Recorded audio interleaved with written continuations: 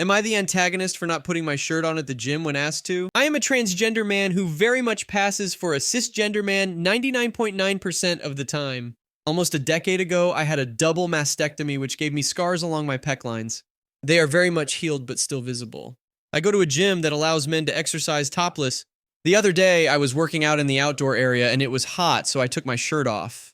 Edit. I should have included this in the first place, but to my knowledge, there is no rule against women being topless, but I have never seen a topless woman at this gym. Most wear sports bras. About 5 minutes in, a woman approached me and asked me to put my shirt back on. I asked why because there were 3 other men who also had their shirts off. She responded that she knew what my scars were from and it disturbed her to see them.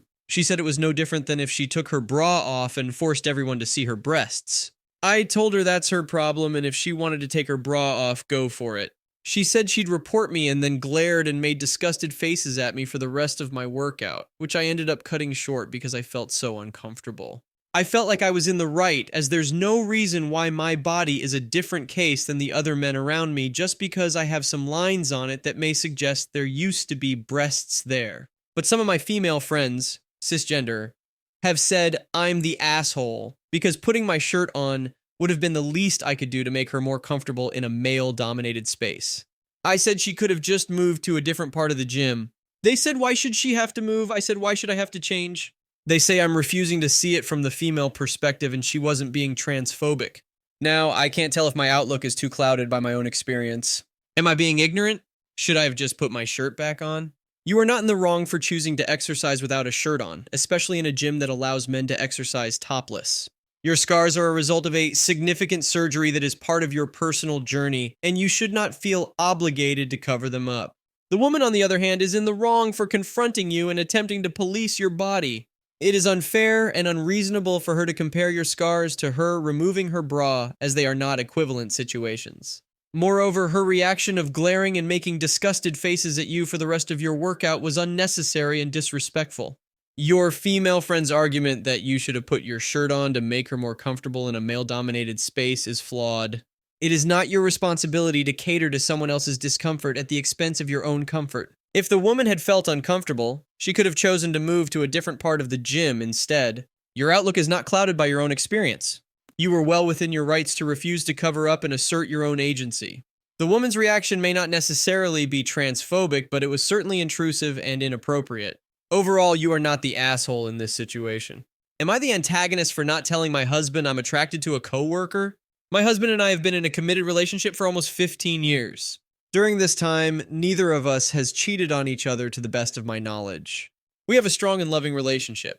A few months ago, I started working with a new colleague named Dave. He is a friendly guy, a few years younger than me, and physically attractive. I felt an immediate attraction towards him. Over the past few months, Dave and I have developed a close professional relationship.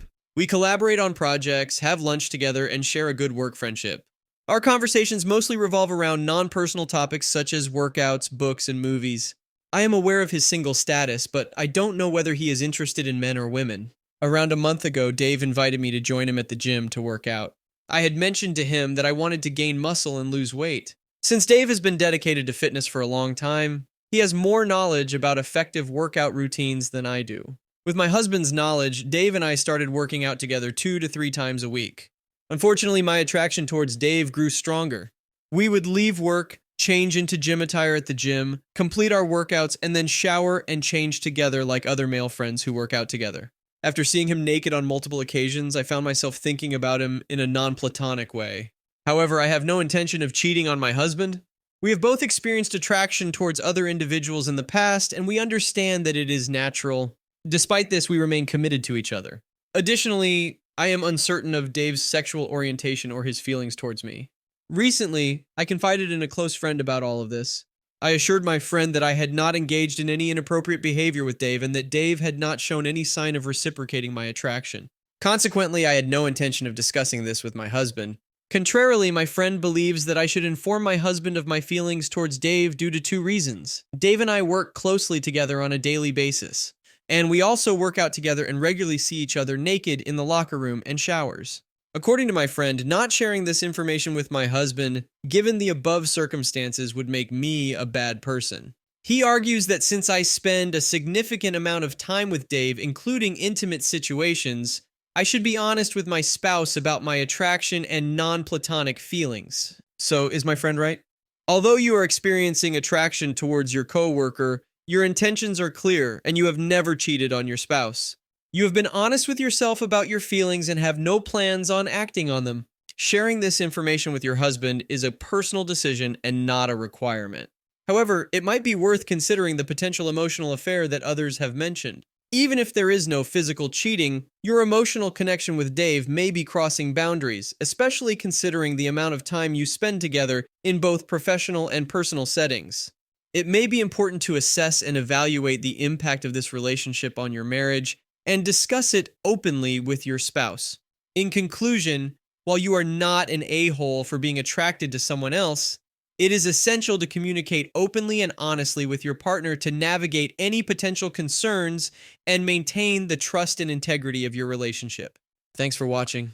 When you subscribe, make sure to hit the bell to turn on notifications so you never miss a video. To finish listening to all the stories, check out the playlist in the description.